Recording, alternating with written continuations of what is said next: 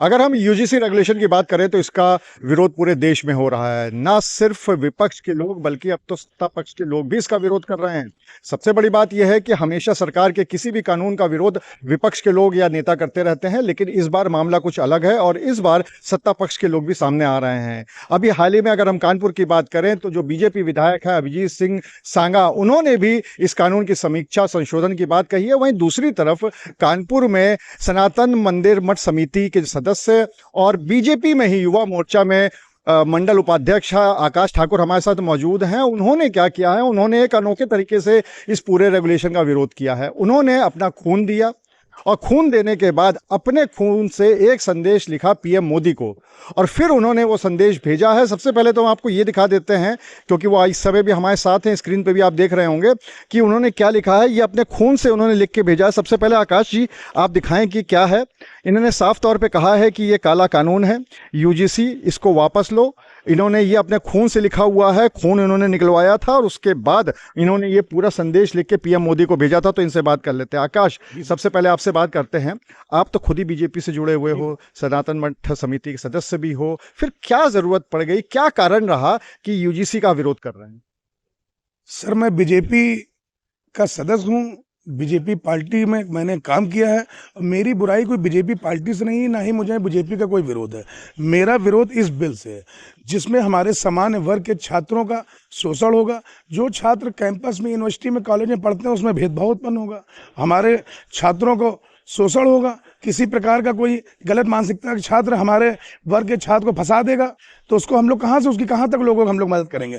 पहले भी लाखों, हजारों, लाखों मुकदमे SC ST में हमारे लोग फंसे हुए हैं और उसके बाद ये कानून फिर आ गया। तो इसका मैं विरोध कर रहा हूँ। इस बिल को या तो पूर्णतः खत्म किया जाए, यदि नहीं खत्म हो पा रहा है इसमें संशोधन जरूर किया जाए। संशोधन होगा जिससे हमारे लोगों को भी इसमें लाभ होगा। हम लोगों को भी जीने का हक है।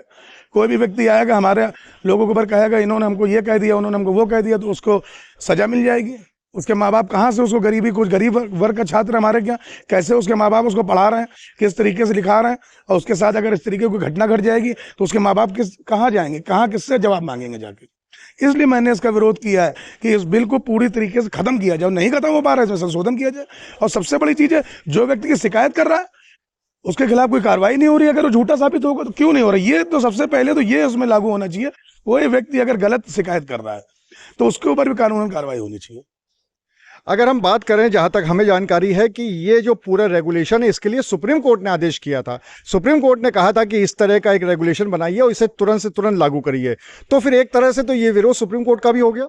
नहीं, कोर्ट का विरोध नहीं, सुप्रीम कोर्ट ने कोई गाइडलाइन दी है, हम उसका पालन करते हैं। लेकिन गाइडलाइन में एक गाइडलाइन और भी तो जोड़ी जाए ना उसमें। ये गाइडलाइन क्यों नहीं जोड़ी जा रही, बिल्कुल एक तरफा फैसला क्यों लिया जा रहा है। ये भी इसमें एक लाइन जोड़ी जाए ना कि कोई व्यक्ति अगर गलत शिकायत करेगा और वो गलत पाया गया तो उसको भी सजा मिलेगी। ये एक लाइन इसमें जुड़वाइए। अच्छा, हमारे देश में विरोध तो होता है लेकिन जानकारी बहुत लोग नहीं करते हैं, बिना विरोध जानकारी के भी विरोध शुरू कर देते हैं। तो चलिए आपसे एक चीज पूछते हैं, आप बता सकते हैं कि इस रेगुलेशन में ऐसी क्या चीज है जिसका आप लोग विरोध कर रहे हैं? इसमें सबसे पहले सेक्शन 3C है, ये मैंने थोड़ा पढ़ा है उस विषय में। उसमें समान जो वर्ग हैं उसमें उनको एक जैसे उनको मेरिट है, राज मेरिट के हिसाब से मिलेगा। जो SC ST वर्ग है उनको ज़्यादा लाभ मिलेगा, हमारे लोगों को कम लाभ मिलेगा। कोई शिकायत कर देता है झूठी तो उसके खिलाफ कार्रवाई हो जाएगी। इस तरीके के बहुत सारे प्रावधान हैं। अभी इसका मैं और भी अध्ययन कर रहा हूँ। सेक्शन 3 जो हमारे खिलाफ है, मैंने इसके लिए अध्ययन किया, इसकी मैं थोड़ी सी मुझे जानकारी मैंने आपको दी है। चलिए, अगर हम बात करें, आपने जो खून से पीएम मोदी को पत्र लिखा है तो ये क्या सोच के लिखा है? ये शांतिपूर्ण तरीके से मैं विरोध कर रहा हूँ। मैं कोई धरना प्रदर्शन नहीं कर रहा हूँ, मैं कलेक्टर नहीं कह रहा हूँ, मैं जिलाधिकारी कुछ नहीं।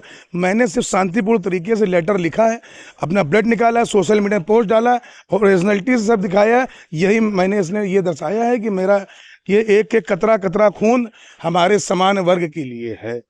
अगर कुर्बान करना पड़ेगा तो करूँगा। हमारे बच्चे भी स्कूल में पढ़ते हैं, कॉलेजों में पढ़ते हैं, यूनिवर्सिटी में पढ़ते हैं, उनके लिए मैं अपने ब्लड का एक एक कतरा दान करूँगा।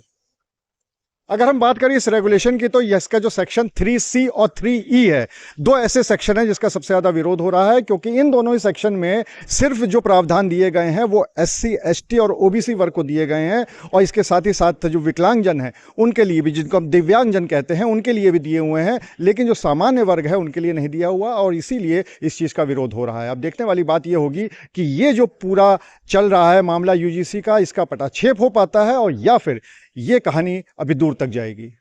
अनुराग Agarwal, TV9 Kanpur. Finista windows, beautiful and durable designs, installation से मेंटेनेंस की लाइफ लॉन्ग कस्टमर सर्विस। आपके घर में फिनिस्टा नहीं है तो कॉल कीजिए। Finer Finesta.